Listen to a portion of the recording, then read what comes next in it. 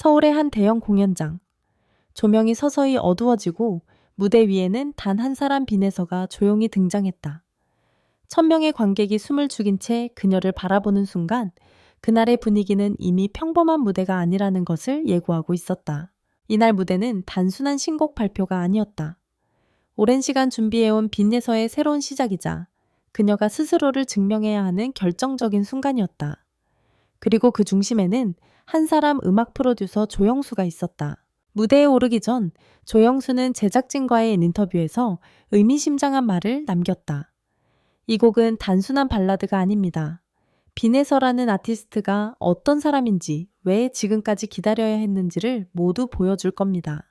그의 확신에 찬 발언은 기대를 불러일으키는 동시에 부담감 또한 함께 안겼다. 하지만 정작 무대에 오른 빈에서는 긴장한 기색보다 오히려 담담한 눈빛으로 관객을 바라보고 있었다. 그리고 음악이 시작됐다. 첫 소절, 그리고 정적, 피아노의 잔잔한 전주가 흐르고 빈에서의 목소리가 조용히 공간을 채우기 시작했다. 그녀의 음성은 화려하지 않았다. 하지만 그 안에는 설명할 수 없는 깊은 감정이 담겨 있었다. 첫 소절이 끝났을 때 객석에서는 아무런 반응도 나오지 않았다. 박수도 환호도 없었다. 그저 완벽한 정적. 그 정적은 실패의 신호가 아니었다.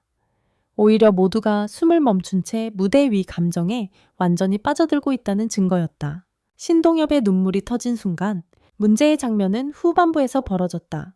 곡의 클라이맥스로 향하던 순간 빈에서는 갑자기 감정을 폭발시키듯 노래를 끌어올렸다. 그녀의 목소리는 흔들렸지만 그 흔들림마저도 진심으로 느껴졌다.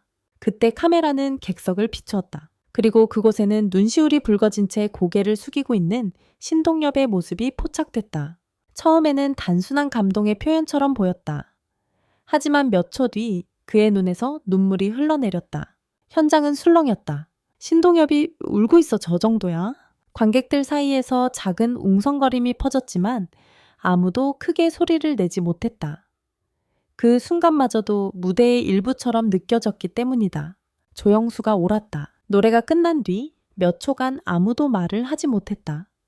그리고 이어진 것은 폭발적인 기립박수였다. 신동엽은 마이크를 잡았다.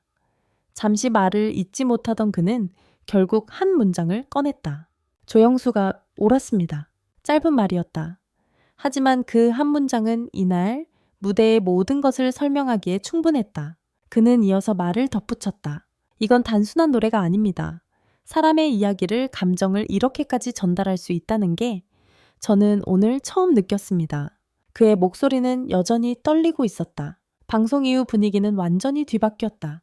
방송이 끝난 직후 SNS와 온라인 커뮤니티는 순식간에 폭발했다. 이건 전설이다. 신동엽 울림 무대.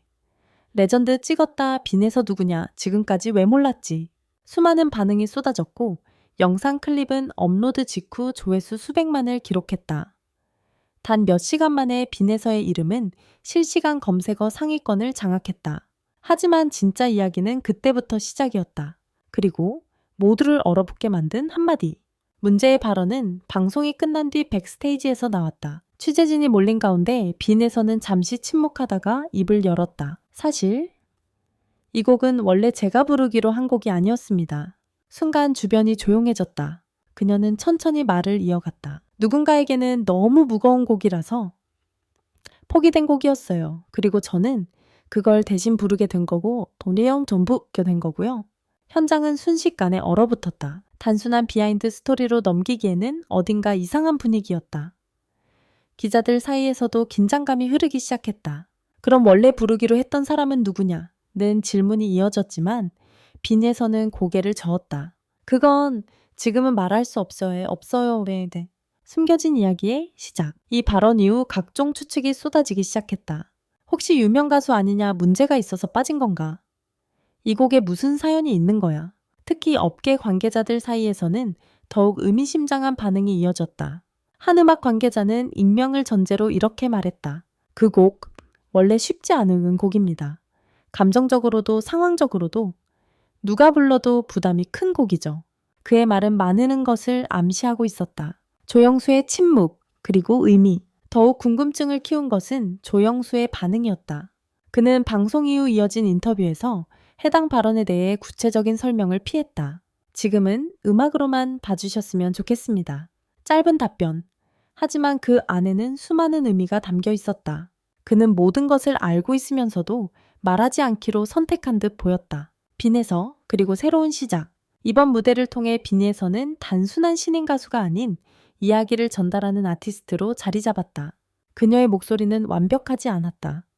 하지만 그 불완전함이 오히려 진짜 감정을 만들어냈다. 그리고 그 감정은 결국 한 사람을 울렸다. 신동엽.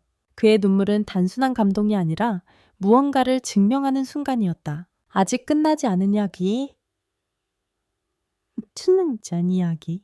하지만 모든 것이 밝혀진 것은 아니다. 누가 이 곡을 포기했는지, 왜 포기할 수밖에 없었는지, 그리고 그 안에 어떤 이야기가 숨겨져 있는지. 아직도 많은 것이 베일에 쌓여 있다. 그리고 그 미스터리는 오히려 이 무대를 더 특별하게 만들고 있다. 한 가지는 분명하다. 그날 1000명의 관객 앞에서 울려 퍼진 빈에서의 노래는 단순한 공연이 아니었다. 그것은 누군가의 이야기였고 감정이었으며 그리고 아직 끝나지 않은 진실의 시작이었다.